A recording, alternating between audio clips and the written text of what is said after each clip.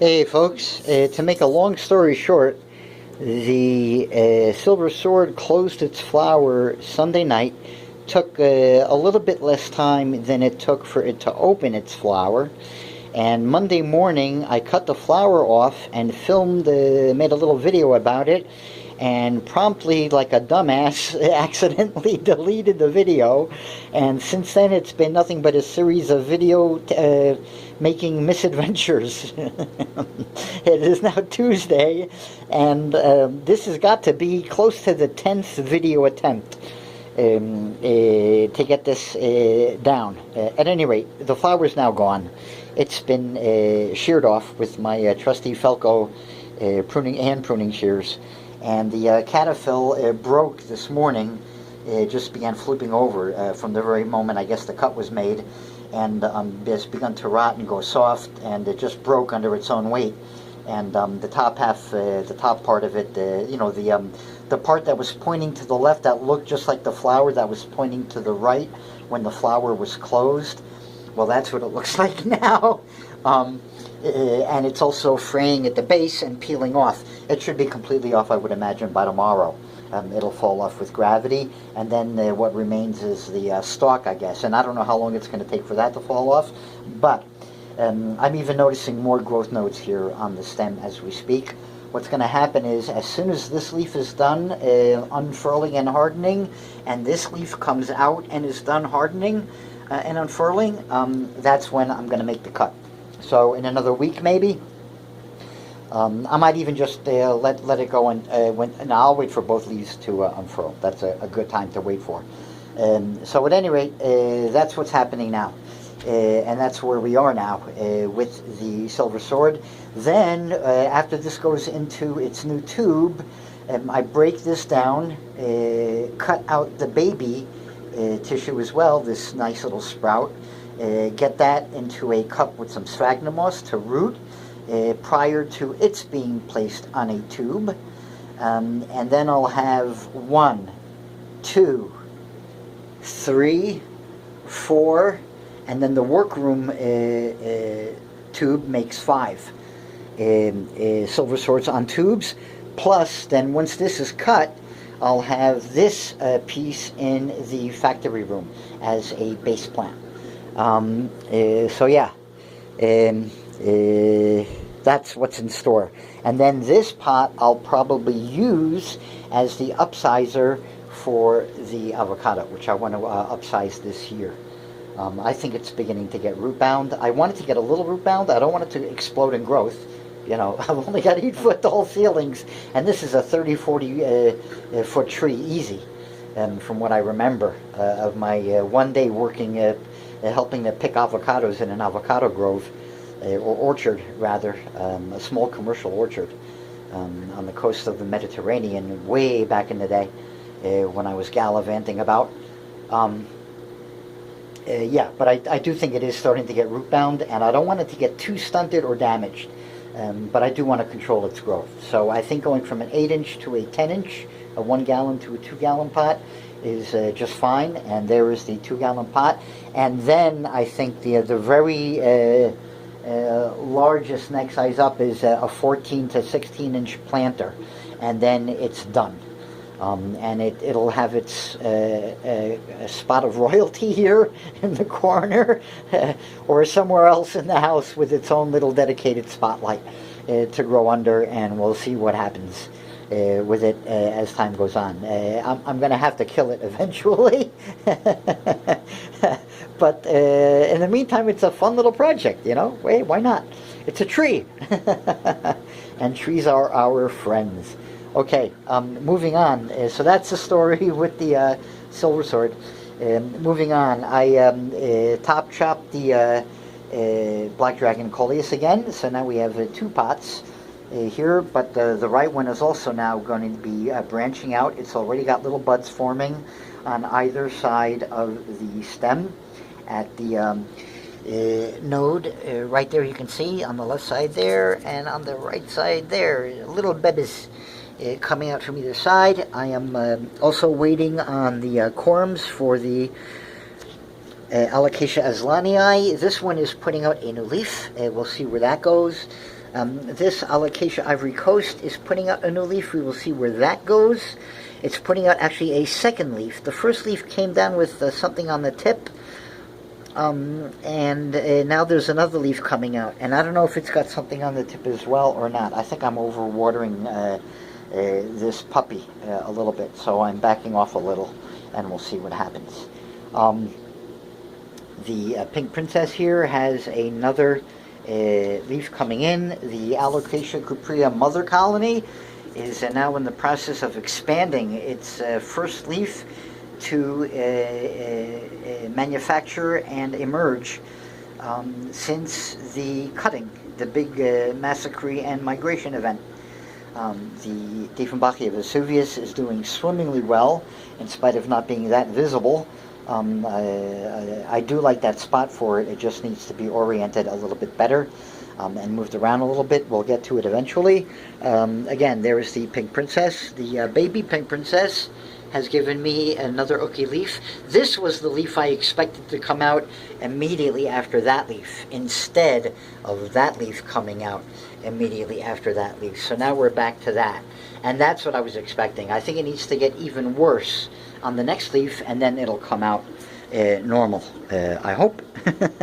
I don't see any reason why not. And if it doesn't, then I cut it below where that ukiness is, and then it'll split into two, which is exactly what happened with this plant right here.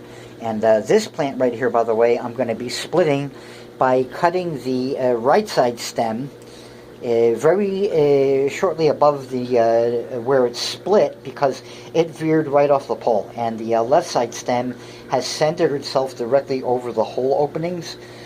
So I'll now cut the right side stem. Instead of having it grow into a separate pole, I'll just do it now as a top cut and get it into its own pole as a fresh top cut transplant right away. So that's where we're at with the Pink Princesses. And then I'll have a large Pink Princess, hopefully, if everything goes right, to put right in this area over here. A Pink Princess, a Neon Pothos, and a Silver Sword I want to get onto this area here. And that's the Silver Sword that's going to go over there. And it's going to start low. Where that Dieffenbachia maculata is, that's where the Silver Sword is going ultimately to be. And then the maculata is going to have to slide forward a bit somehow.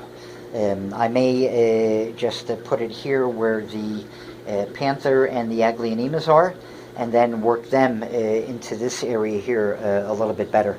We'll see what happens. The Coleus can always go somewhere else, as can the little...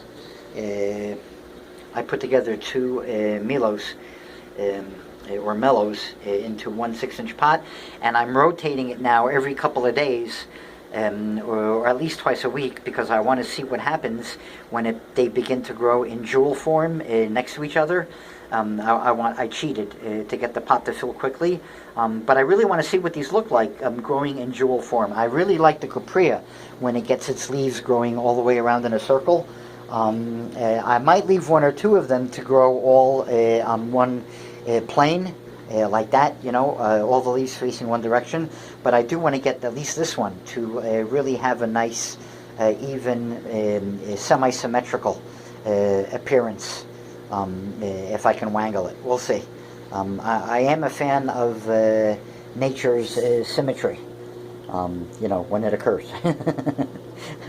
Okay, moving on. The Gigas is... I don't know what's going on. I think it's downsizing its leaves. I do know that I had a watering issue going on. Hopefully I have it now balanced out correctly. The Epipremnum is doing wonderfully. Look at that.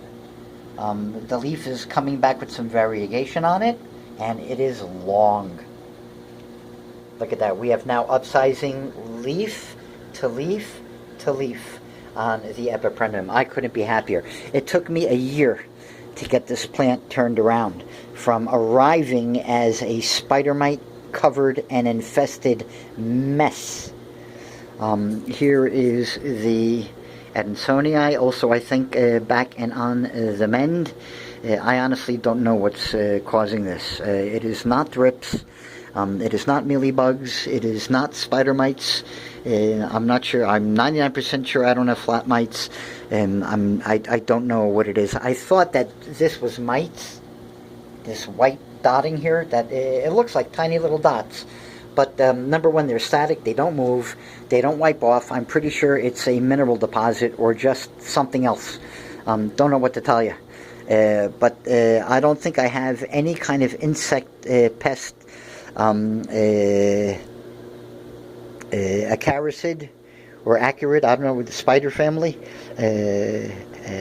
Acaricids, whatever they are. I don't have any pests. I'm 99% sure. Between the imidacloprid and the BioAdvance 3-in-1 and the no pest strips, I should be absolutely free of everything. And I've been watching the plants, albeit from a distance, but I know what thrips look like from 3 feet away. And I have no problem with standing in front of a plant and looking at a tiny, minute spot and just standing there for a half hour to see if it moves. I've done weirder things than that with my reef tanks and my fish tanks. I've lied in place for hours watching shrimp molt and lobsters molt and all sorts of neat stuff happen. So yeah, I've got the patience for observing, that I know, and I do. And that's part of what makes, I guess, a plant parent a decent plant parent. And I'm watching these things every day. So yeah, I'm 99% sure that all of my issues right now, from this to that to the mild wilting I've seen on the neon pothos, I'm sure that it's all an issue of watering. Including that. It's a matter of I goofed on the watering again. And I did. I was watering according to just a set formula. Again, 4 basters daily, blah, blah, blah. And I was keeping these poles soaked without realizing it. They weren't really dripping, but they were being kept soaked. Not good for the plants. So I backed off a couple times to let things dry out. Went a little bit overboard by accident. They dried out a little bit too much. Corrected, and now we're back to me actually sensing the tubes and then watering accordingly. I don't go a day without any water at all, but there will be days when I only give 1 or 2 coral basters worth to just keep the medium barely moist until the next day, when it then goes back up to 3 or 4. So it gets every week a little bit of a back off in the watering. Twice a week to once a week, they will get a reduction in the daily amount of water that they get by about 50 to 75%. And I'm finding out that now seems to be balancing out the tubes to where they get just a little bit dry, and then get wet again, and then a little bit dry, and then get wet again. And this Monstera adansonii seems to be responding accordingly. You can see some of the plants pick up very quickly after making a change. Some take longer, but some will let you know if the change was correct. And if the change was correct for one aeroid, like an adansonii, chances are the same correction is going to work. And that's the correction that was needed for the Gigas. The Gigas just shows you its pace of growth is more slow, and its reaction time is a little bit more slow. But you live and you learn, and you learn to know which the signal plants are. And just to show you guys also what's going on, look at that. I've been watching this leaf uncurl all day long. Ain't that a hoot? Baby ring of fire. Here is the maculatus new leaf, the Dieffenbachia tiki or sanguine or maculata. Right there. Everything's doing nicely. The Alocasia caprea older daughter plant is throwing me out some flower buds. Wish it was otherwise. The gloriosum is doing fine. All of the gloriosums in this container are now doing fine. And I'll close now on the flower of the coleus, which ended up being bigger and longer lived than I ever expected it to be. Okay, folks, have fun.